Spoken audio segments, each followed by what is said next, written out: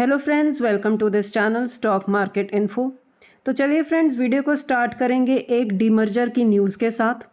जैसे कि फ्रेंड्स, इसी चैनल पर मैंने कम से कम 2 या 3 वीडियोस डीमर्जर को लेकर बनाई हैं, जिसमें मैंने ये डिस्कस किया है कि कुछ कंपनीज़ हैं जो डीमर्जर जिन्होंने अनाउंस किया है या उन्होंने अपनी रिकॉर्ड डेट अनाउंस की है, तो उसमें मैंने आपको बताया था कि डीमर्जर होता क्या है।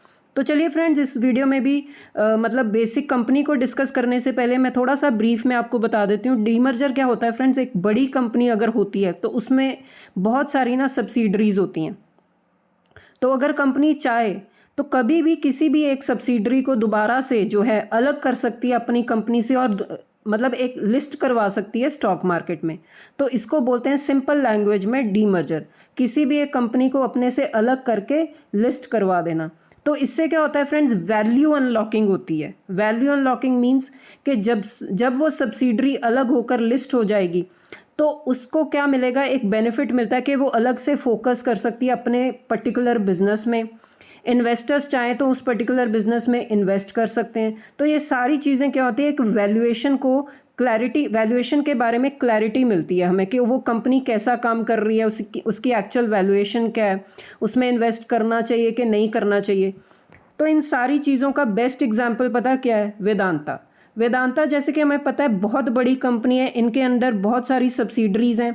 और रिसेंटली फ्रेंड्स, इन्होंने डीमर्जर अनाउंस किया था जिसमें इन्होंने अपनी बहुत सारी कंपनीज जो हैं डीमर्ज की थी और अलग से लिस्ट भी करवाई थी। जैसे कि Vedanta aluminium, oil and gas, steel and iron, base metals, power, in companies के अब रिजल्ट आने भी शुरू हो गए हैं। तो जैसे कि कोई इन्वेस्टर है, वो एल्युमिनियम बिजनेस में इंटरेस्टेड है, तो अब वो वेदांता एल्युमिनियम में इन्वेस्ट कर सकता है। पहले वो नहीं कर सकता था, पहले ये वेदांता के अंडर थी। लेकिन जब से ये अलग लिस्ट हुई है, आपको पता चल रहा है कि इसकी वैल्यूएशन क्या है, इसकी परफॉर्मेंस क्या है, इसके रिजल्ट्स कैसे हैं, तो आप अलग से इसमें इन्वेस्ट कर सकते हो। वैसे ही फ्रेंड्स, ऑयल एंड गैस को लेकर है, स्टील एंड आयरन, जो भी कोई इन्वेस्टर ऐसे बिजनेसेस में इंटरेस्टेड है तो वो उनके पास अब एक ऑप्शन है कि वेदांता में ना जाकर वो बाकी कंपनीज के मतलब इन्वेस्ट कर सकते हैं, उसको स्टडी कर सकते हैं। ठीक है ना। तो ये चीज़ें क्या होती हैं, इसका बेनिफिट मिलता है जब कंपनी डीमर्ज हो जाती है, तो इसको बोलते हैं डीमर्जर।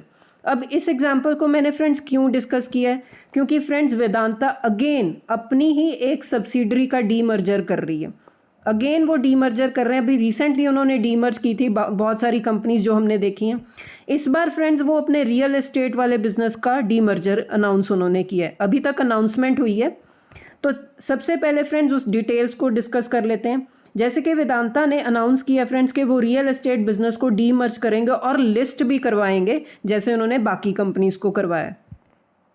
उसके बाद फ्रेंड्स, आपको ये भी पता होना चाहिए कि जो रियल एस्टेट वाला बिजनेस है वेदांता का, उसका नाम है वेदांता प्रॉपर्टी प्लेटफॉर्म्स लिमिटेड, जो प्योरली रियल एस्टेट सेक्टर में काम करती है। तो इसको आप नोट डाउन कर लो, जिसको शॉर्ट फॉर्म में बोलते हैं VPPL, Vedanta property platforms limited. तो आगे जाकर फ्रेंड्स, अभी तक इन्होंने अनाउंसमेंट की है, आप नोट डाउन कर लो कि अभी तक इनको कोई भी परमिशंस नहीं मिली हैं, अभी परमिशंस लेनी है। जैसे कि आप देख सकते हो BSE NSE से अभी तो NOC मिलना बाकी है, नो ऑब्जेक्शन सर्टिफिकेट। उसके बाद बहुत सारा फ्रेंड्स ये लॉन्ग प्रोसीजर होता है, बहुत सारे परमिशंस, डॉक्यूमेंटेशन होता है। अभी तक सिर्फ कंपनी की तरफ से अनाउंसमेंट आई है। जब परमिशंस वगैरह हो जाएंगी तो ये फाइनली अनाउंस करेंगे कि डीमर्जर की डेट क्या होगी। तो अभी तक हम ये मानकर चल सकते हैं कि इनका रियल एस्टेट वाला बिजनेस भी हम देखेंगे स्टॉक मार्केट में लिस्ट हो जाएगा।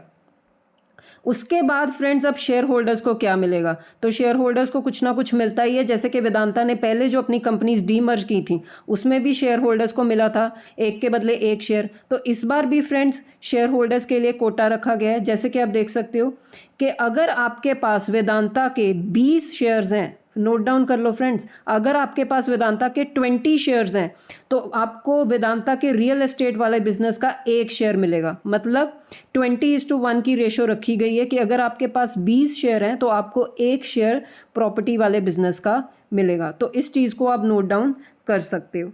और इसके बाद ये जो कंपनी डीमर्ज होगी, रियल एस्टेट वाली कंपनी VPPL, ये लिस्ट भी होगी दोनों एक्सचेंजेस पर, BSE और NSE पर। जब सभी जो फॉर्मेलिटीज़ हैं कंप्लीट हो जाएंगी उसके बाद लिस्टिंग भी हो जाएगी। उसके बाद फ्रेंड्स, थोड़ी सी आप फाइनेंशियल परफॉर्मेंस दे सकते हो कि जो रियल एस्टेट वाला बिजनेस है उसकी परफॉर्मेंस क्या है। जो ऑपरेटिंग इनकम है फ्रेंड्स उस बिजनेस की, वो है 1.26 करोड़। फाइनेंशियल ईयर 26 का डेटा है हमारे सामने, तो 1.26 करोड़ की ऑपरेटिंग इनकम है। मतलब बहुत ही छोटे स्केल पर अभी ये कंपनी काम कर रही है कि अगर आप वेदांता का टोटल टर्नओवर देखो ना, जो मार्च 31 2026 का जो टोटल टर्नओवर है, उसमें रियल एस्टेट वाले बिजनेस का पता है कितना कंट्रीब्यूशन है? 0.001%, मतलब कुछ भी नहीं है। तो रियल एस्टेट वाला बिजनेस जो है अभी मतलब कुछ भी परफॉर्मेंस नहीं है, अभी बहुत ही स्मॉल स्केल पर परफॉर्म कर रहा है। तो यही एक रीज़न होता है फ्रेंड्स कि डीमर्ज क्यों किया जाता है, बिजनेस को अलग क्यों किया जाता है, ताकि प्योरली जो है फोकस उस पर रियल एस्टेट वाले पर किया जाए। उसके बाद फ्रेंड्स जो ये रियल एस्टेट वाली कंपनी है, इसके जो एसेट्स हैं वो कहाँ कहाँ पर ये कंपनी काम करती है या कहाँ कहाँ पर इनका प्रेजेंस है, वो है महाराष्ट्र में, गोवा, तमिलनाडु, गुजरात एंड कर्नाटका। और इनका जो पोर्टफोलियो है फ्रेंड्स, उसमें होता क्या है? Land parcels, flats, buildings and bungalows, मतलब real estate sector, commercial sector, दोनों सेक्टर में ये कंपनी काम करती है। और इसकी आप प्रेजेंस भी देख सकते हो कौन कौन से स्टेट्स में है।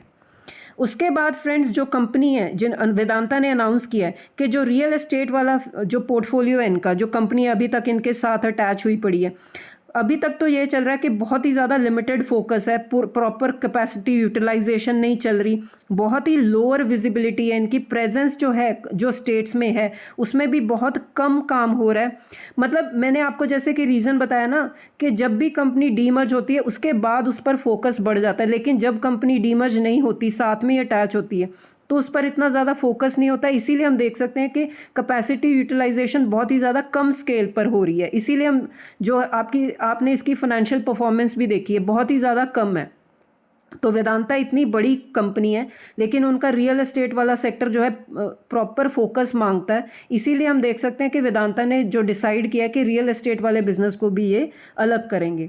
जो ये सेपरेट प्लेटफॉर्म फ्रेंड्स जो होगा, इसको आप नोट डाउन करके चल सकते हो कि वेदांता का ये मानना है, वो ये करेंगे कि वो ये मानकर चल रहे हैं कि जो अलग से बिजनेस रियल एस्टेट का आएगा उसकी एक डेडिकेटेड मैनेजमेंट टीम होगी, जो मतलब जो जैसे अलग कंपनी कैसे काम करती है वैसे ही अलग कंपनी काम करेगी, एक अलग टीम होगी इनकी, प्रॉपर डिस्क्लोजर्स होंगे, जो रिजल्ट्स आएंगे हम देखेंगे कि क्वार्टरली रिजल्ट्स हम इस कंपनी के देखा करेंगे जब भी कंपनी लिस्ट होगी। उसके बाद हमें क्लियर वैल्यूएशन पता चल जाएगी, ये कंपनी की वैल्यूएशन क्या है, इसकी मार्केट कैप क्या है, ये जो जिन स्टेट्स में काम कर रही हैं उसमें प्रोग्रेस क्या है, इनके कॉम्पिटिटर्स के कंपैरेटिवली ये इनकी ग्रोथ क्या है। तो यह सारी चीज़ें कैसे पॉसिबल होती हैं जब कंपनी डीमर्ज हो जाती है। तो ये कुछ बेनिफिट्स होते हैं फ्रेंड्स जब कंपनी डीमर्जर होता है, तो एंटायरली जो है एक प्रॉपर टीम बनाई जाती है जो प्योरली रियल एस्टेट में काम करेगी। तो ये कुछ अपडेट्स थी फ्रेंड्स वेदांता और उनके डीमर्जर को लेकर। तो होपफुली अगर आपको वीडियो समझ में आया होगा, अच्छा लगा होगा, तो आप वीडियो को लाइक कीजिए, शेयर कीजिए फ्रेंड्स, चैनल को भी सब्सक्राइब कीजिए और आप इस न्यूज़ को नोट डाउन करके रख लीजिए। अभी तक जो है अनाउंसमेंट ही हुई है, अभी फाइनल जो है प्रोग्रेस तब होगी जब सारी परमिशंस, रेगुलेशन, जो भी फॉर्मेलिटीज़ हैं जो पूरी हो जाएंगी तब। तो ठीक है फ्रेंड्स, अब मिलते हैं नेक्स्ट वीडियो में। Till then bye bye.